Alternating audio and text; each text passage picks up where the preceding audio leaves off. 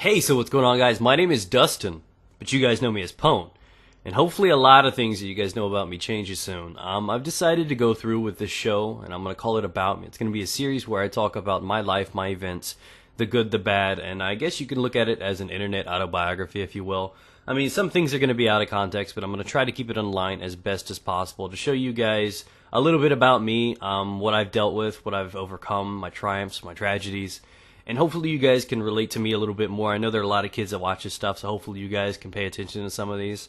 Growing up was really, really rough for me.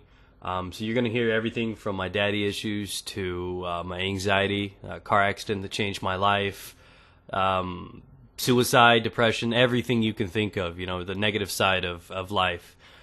Growing up, all the way up into, my triumphs, where, some of my successes with school, being married, kid on the way, all the way up until about now. 23 years of information coming at you guys, and I know that may be a turnoff. You guys may be like, oh my god, I don't know if I want to watch this, but I'm pretty sure somewhere in here you guys are going to learn a little bit more about me, and by the time this is all over, if you watch every one of these episodes, you're going to know more about me than anyone in this entire fucking world will, with the exception of probably my wife. I never really opened up to anyone besides her, except for one person, and you'll find out who that is in this as well.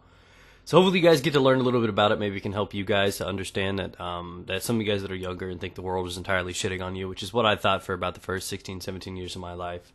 And then some guys are blessed. Some people are blessed with, having money and, families and stuff like that. And that enough is ready to build up your self-esteem and your confidence so that you're ready to take on the world. But the majority of people do not have that. So a lot of you guys should be able to relate to me in that kind of sense. So we're going to kick it off. We're going to start off. My name's Dustin. I was born in '89, February, baby. Oh, yeah.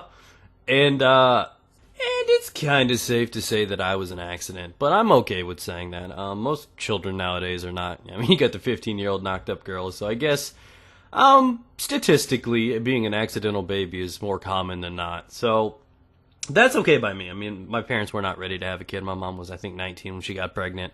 My dad was, 21 or so. He was a dick. You're gonna learn a little bit about him, but that's gonna be a little longer in the story, a little farther in. So basically, I don't remember a lot during my baby years. You kind of need to understand that we're gonna skip like year 1 through 3 because I don't remember anything about that. I know I was born in Children's Hospital. I know that I did not want to come out the womb. It was cozy as fuck in there. I had a nice little pad set up, lava lamps, fucking comfy ass bed, a pillow pet. I was comfortable as hell, and I did not want to be birthed. I didn't want to. And so I fought with the doctor, and upon the fighting, the doctor did win, unfortunately. But I drew first blood, and that's probably where the hostility has come. It's tipped at an act of war. Probably why my mom hated me so much at the start. Upon coming out, I didn't want to come out, and in rage and wigglement, I headbutt my mom's tailbone, and I broke her ass. Yeah, I know, guilty. So I guess I did draw first blood, and that was kind of the event of my birth. I didn't want to come out. I was a wiggler, and it's just kind of how it was. So I guess it's one of the stories that I have as a baby. There are a few things that I'm told, but it's kind of one of those things, when you have split up parents, you never know what to trust, you never know who to tell, because there's always going to be truths, half-truths, and lies. So my dad says, I was there for you all the time. First 3 years of your life or something like that. Mom says, I was there for you all the time. My godmother, I was there for you all the time.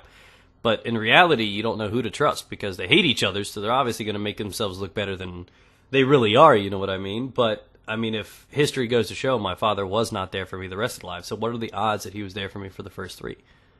You know what I mean? So, that's where I'm going to go with this. It's not like I'm siding with my mother, it's just, you think I'm going to believe that shit? What made you give up? What made you tap out? So that's kind of what I remember during that. Now, all I have are basically some of the funny stories. Apparently, years 1 through 3 was just nothing but, baby feces and, stuff like that, man. There was nothing eventful that I can remember as a child, obviously. Those years are kind of forgotten by most people. But I do remember that's probably where my knack and accuracy for video games came from, because apparently every time somebody took off my diaper, I had to piss in their face and giggle about it. So I guess my gift started young.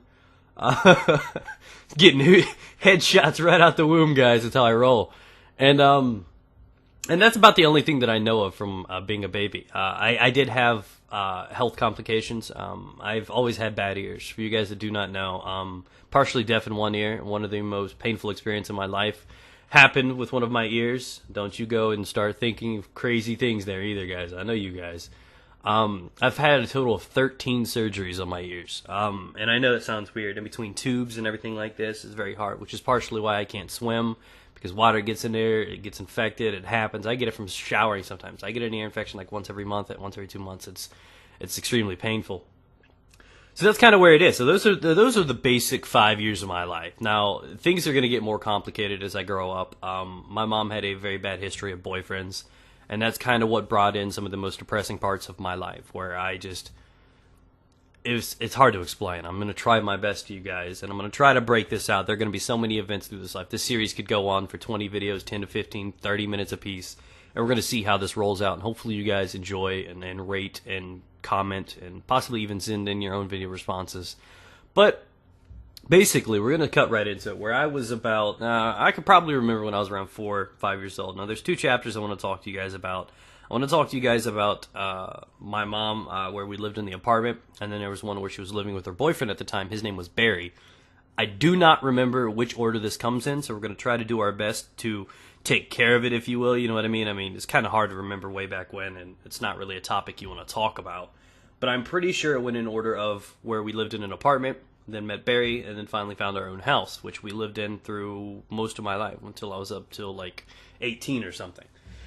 So there was birth, now there's the apartments. Now, I don't remember much about the apartments. I remember a few moments of joy, if that makes any sense. You know, as you were younger, you remember just like splotches of things. You remember odd things, like the things that I remember about my old apartment, which is, I was, 4, 5, 6 at the time, something like this.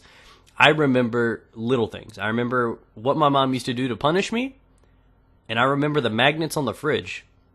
I know, right? What the fuck I was fascinated with the magnets on the fridge. I loved to play with them. I was a little whiz kid. I was also a very, very intelligent child. I was drawing flamingos and shit at that age, man. I was like skilled as hell. I was great. I was hooked on phonics, so I mean they proved that didn't work, but I turned out to be a whiz kid. So that's kind of it. Yeah, that's the one random moment inside the apartment that I remember. I remember magnets on the fridge. I remember the fridge, and they were different colored magnets. You know, red, blue, yellow. You guys know what I'm talking about. And I remember my mom used to punish me. My only toys back in the day were basically Hot Wheels. That's what I had. That's like all my mom could afford back in the day. And that was the norm. I mean, throughout most of my life, I either had fast food or I had ramen noodles. I mean, we never really were able to afford much. She put a roof over my head. I respect it. I love my mom for doing what she did. But you'll see our relationship fold out through this.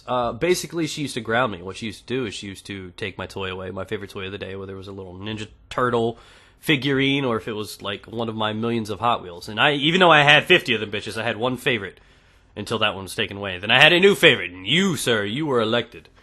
And she would always hide them on top of the fridge. So I guess maybe that's partially why I remember the magnets, is because all the good and bad memories came from that fucking refrigerator, dude. That's kind of weird. And that's kind of what I remember inside the apartment. I don't remember where I slept or anything like that. The one thing I do remember is that my Aunt Laura, who is the sister of my father, so on my dad's side, she used to live right around the corner. We were in the same complex, and she lived, I think, in the same complex. She was just around the corner. And she is the mother of 2 of my closest cousins, who are Sierra and Carrie. Now, things get a little complicated in this area. Laura was the youngest, I believe, of the kids, and she was by far one of the sweetest. I do not like my father's siblings at all. I am, as it currently stands, kind of banished from that side of the family. And Laura was something else. She died. She died really, really young. I think she was, 23 at the time or something. This was a while back. This was when I was a kid, before I was really able to understand death. And I remember one moment of her in particular. I can only remember her face from one instance, and it was actually a life-threatening incident for me. And it's kind of weird. I mean, because they captured that moment, my fear and everything in one. And my family, we've always been, this is where I learned some of the tricks, drywall, heating, cooling, plumbing. I know my fair share of nicks and knacks. My family owned their own plumbing business. Now, I know that sounds weird, but that's what they did. They called themselves the, what was it? It was like the Ghostbusters, but it was the Clogbusters or something like that. Some cheesy-ass fucking name, and they all wore purple shirts with the big fucking Ghostbusters ghost on it. Gayest thing I've ever seen in my life. But anyways, outside of that, fucking 4 overweight rednecks and purple shirts and ghosts on them, yeah, you're gay. So anyways, so throughout that, this was kind of weird because this is like the only thing I remember of her. It's the only way I can, hold on to her face.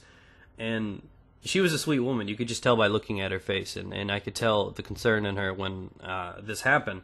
Is I was across the street from the complex that they owned where, they ran the business out of. I was across the street picking flowers. Don't judge me. Kids do it, bro. Kids do it. Don't act like you weren't playing soccer one day and you got bored. You started picking flowers. It happens. Guys do that. So I was picking flowers for her specifically, and I didn't pick like dandelions. I wanted the flowers that, I don't know if they are dandelions, but the ones that have like the little white wisps on them that blow in the wind. But you had to be really cautious when you pick them, or they just like tear apart. So I had a handful of those, and I was picking them to take them back to Laura. And on the way back, I was so excited. I was so happy that I did that, and I was ready to take it to her. I see my father, 2 of his brothers talking, and she was standing there, and I remember running across the street, and her face changed, and I was like curious to her what it was, and it was a face of fear. I remember her it was a face of caring, worrying, and I turned to my right, and I noticed this big white work van coming. You guys know what I'm talking about, more specifically known as like a rape van, one of them big, giant white vans that plumbers and, all those guys use. It was coming right at me, and this guy is obviously a 5 or 10 zone, and he was going about 30, just burning through. And I turned with the flowers in hand, and I look, and I freeze like a deer in headlights, and you don't know what to do, man. I'm a kid. I'm like 4 or 5 years old, something like that. So I was young as hell. I don't remember, and I just get ran over by a van. I can't put this simply. Last minute, I tried to make a dive for it, but it caught my legs in midsection, and I got ran the fuck over by a rape van. And it happened, and I'd like to say it hurt, but it didn't. It really didn't. I mean, it tickled my ankle, the ankle that got ran over. It was a heavy van, but I really walked away without any boo-boos. And I did like a fucking beast. I did retain the flowers. The little petal things fell off them, so I cried. I felt bad, but I was safe, and I gave her little stalk thingies, I guess, and I guess that was good enough. She was just crying. She was happy that everything was okay. The guy sped off. Everything was fine. And that was one of the moments. That's the only moment that I remember my Aunt Laura. She was killed by a drunk driver while she was pregnant. My cousins, Sierra and Carrie, were in the back. She was killed by a drunk driver driving a pickup. They rushed her to the hospital, couldn't save her. She had a kid, a boy. His name is Bobby. They were able to save him, and he's got some mental illness. Obviously, he was shaken up a little bit. And he's still alive to this day. And, he's being raised by the father of those 2 children, of Sierra and Carrie. Now, he did not want anything to do with those kids. They didn't want anything to do with Sierra and Carrie. He was a bad guy, really bad guy. And basically my grandmother and grandfather of my dad's side adopted Sierra and Carrie, and that's kind of where we are. And that's kind of what happened in the first few years. The only other couple things that I remember throughout those years in the apartments are Taco Bell, because that's all my mom bought me. And I remember Darkwing Duck, because I did something that I wasn't supposed to, that I don't think any child should do. And that was jump out of a 2-story window. Like a boss. I watched a lot of television, and Darkwing Duck was my hero. And I thought I could fly. And I never told my mom this. So if you're watching this, Mom, this did happen. I just never told you about it. I tried to fly out of the 2-story window or whatever the hell it was, and I'm pretty sure it was 2-story. Maybe it was just me being a kid. You know how things exaggerate a little bit. But there was an air conditioner down below, and I jumped out of the window. I walked away with no boo-boos. Apparently, I was an invulnerable baby, unbreakable, if you will. And that's kind of what happened then. I jumped out of the window, Darkwing Duck, and just kind of like face planted right down there on the ground. And the other thing I do remember is, actually, no, I remember that too. Yeah, I'm sorry. Things are coming back to me. We had pets. My mom has done animal rescue. Some of you guys may know that we've done animal rescues throughout my life. My mom had a very, very kind heart, and her one passion is animals. Dogs, cats, saving lives, stuff like that. To the extent that if a man was about to get hit by a car and a dog was about to get hit by a car, my mom would probably save the dog. I wish I was kidding, but she probably would. And her excuse to people, the human should know how to get the fuck out the road. But I would say the same thing about the dog, but that's just my mom. You know how she is. She'd make an excuse. She cares about animals. We had a couple. I killed most of them on accident as a child. I had a turtle. I thought he was thirsty. I put him in his water bowl. He drowned. It happens a couple times for me. And we had a pig, too. Yeah, I know. A little apartment, pot-bellied pig. Like I said, we had a handful of different animals. And my mom had to get rid of them because I drove it fucking nuts. I guess they're really easy to fright. They can have heart attacks and die really easily or some shit. I don't know, dude. I like bacon. Whatever. It's no big deal. If it happens, it happens. And apparently I just used to love scaring the shit out of this pig and chasing it all over the house. And apparently it wasn't good for a baby pig. So, it'd go hide underneath the bed, and I'd jump on the bed and then dive down there and scare the shit out of it. And my mom was afraid I was going to kill it and, spook it to death. So she had to get rid of it. So I remember a couple animals. Those were my first pets. One was killed. The other one was saved before I killed it. So I guess that's good. I was a hyper child. I was diagnosed with ADHD probably around that age. Something like that. Shut up, phone. And another thing that I remember, and this was kind of cool. I used to love the rain. I used to dance in the rain. And I know this sounds weird. I used to always run outside with my umbrella, stand in the middle of the parking lot of the apartment complex, and just spin the umbrella on the ground. I don't know. It calmed me. You know what I mean? I just felt good. I used to be out there in the rain, thunder, lightning didn't scare me. It felt good. So that's what I used to do. It was my favorite thing to do, and I could only do it when Mom wasn't home. And I know it sounds weird. What do you mean? Yeah, don't ask. But that's basically what happened there, guys. So I guess this has been chapter 1. This has been pretty much my birth up until about 4 or 5 years. You got to learn a little bit about me, my Aunt Laura, what happened to her, which is also why I will be so close to my cousins Sierra and Carrie throughout the next few years. You got to know that I jumped out of a 2-story building, almost got killed by a rape van, and that's about as far as we have. Now, before we end this one, I want to tell you one of the most important parts in my life and my mom's life. I kind of saved my mom's life while we were in that apartment. I don't know how old I was. I'd just say 4 for sake of argument. My mom was having a miscarriage. Very, very bad thing. Apparently she was having a kid, and it was, I guess, blossoming inside her fallopian tube or something like that. I don't remember the exact details. But she couldn't move. She was in some extremely painful pain, and I was laying on the floor because that's where I slept. Don't ask. We'll talk later. Tune into the next one, and you'll know exactly about it. So I woke up, and basically my mom's panicking. How do you react to a 4-year-old? You see your mom flailing in extreme amounts of pain. And so my mom's like, Dusty. Dusty. She calls me Dusty. Only women call me Dusty. Go ahead and make fun of me, Dusty, because only women call me it, so we'll know what you are. But so she's like, Dusty, she's trying to keep her calm and collected. You got to go next door, and you have to call Grandma. So at 4 years old, I had my grandmother's phone number memorized in case of emergency. And this was one of the biggest emergencies. Had I have not been able to go next door, call my grandmother, and react in a timely fashion, my mother would have died. They were shocked she made it, actually. And she lost a lot of blood. It was a scary moment for me, being a child that young, waiting in the hospital, just constantly not sure whether or not my mom was going to live or not. Grandma wasn't giving me any answers. Obviously, I was a kid, but like I said, I was intelligent for my age. And that's kind of one of the scariest moments of my life. I remember it was like time stopped. In that moment in the hospital, I would just stop and I'd stare at the wall and the clock and everything. It wasn't stopped. It was just slowed, and it was a scary event for a child, and it was rough too because I had to remember the number to my grandma's place, but I had to go next door, and this pissed my mom off. And our neighbors were actually an Asian couple. I don't know where they come from or anything like this, but they didn't speak any fucking English. I had to explain to them what I needed. They saw me panicking. The woman ran next door, saw Mom in pain. She started going in there barking all kinds of Chinese or something at her. My mom was flipping the fuck out, like, what the fuck are you saying? So she was flipping out. I, had to mime. I needed the phone, and, I pulled it together, called my grandmother. My grandmother was there. We went to the hospital and saved my mom's life. And apparently that's one of those things I remember. And, and I don't know. I don't know. Maybe I was worried. Maybe there were nightmares. There were things that happened. But I remember that in specific. My mom was in pain. And it was, at the time, I think, Barry's child. You'll hear a little bit more about him in the next episode. But that's where we are for now, guys.